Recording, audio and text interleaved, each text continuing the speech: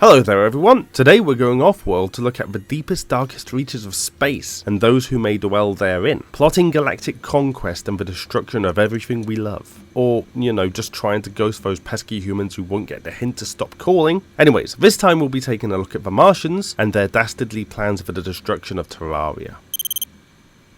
The Martians are a group of extraterrestrials, presumably hailing from Mars, as their name suggests, and will send probes to Terraria, which will report back upon identifying the champion of Terraria, initiating a full invasion from Martian ground troops, such as engineers, gunners and officers, mechanized forces including drones, walkers and saucers, as well as specialists like the Skutlix Riders. They seem to be able to exist in any environment, and will pursue the champion relentlessly until they fend off enough invading forces.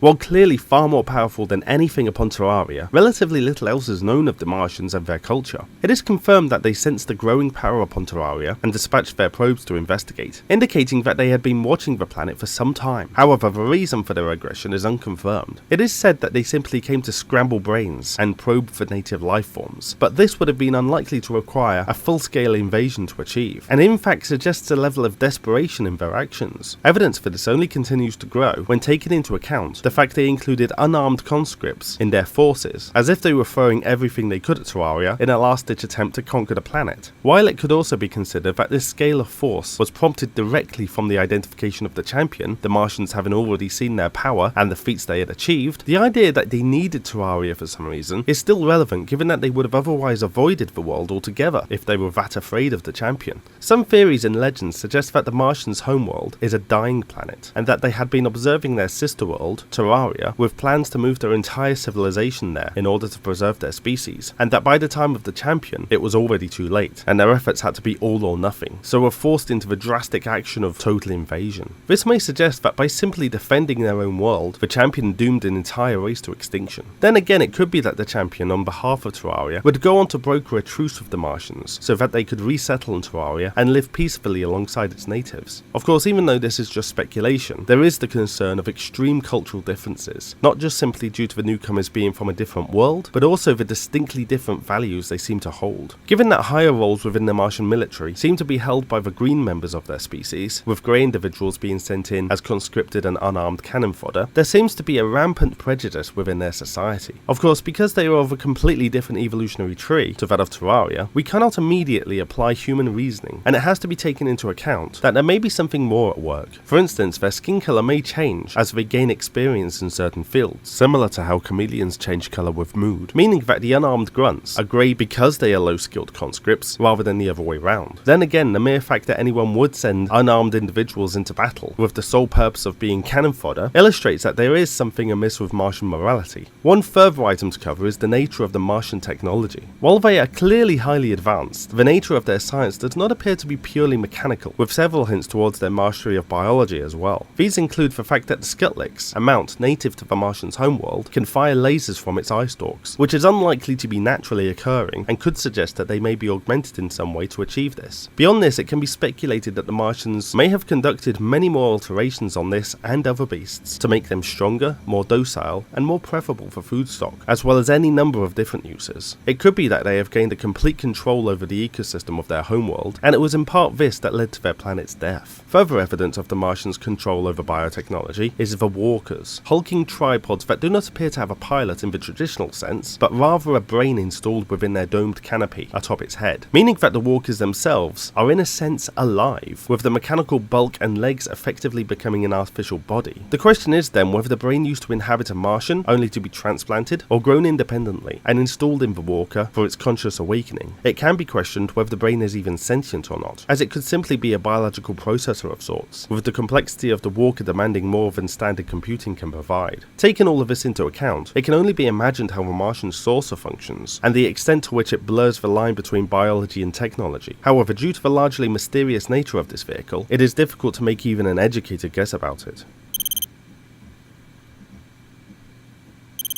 A fascinating study in the unknown, the Martians are a topic that can be discussed ad nauseum, with speculation regarding their culture and technology of particular interest, but their history and how they came to desire invading Terraria are also of great intrigue. While lone members of their species can range from a relatively frail grunt to a biomechanical war machine, it is quite difficult to rate them accordingly. However, it's clear that as a unified force, they're able to rival entire planets. As such, we have decided to grant the average individual a rating of formidable, and the species a collective rating of apocalyptic.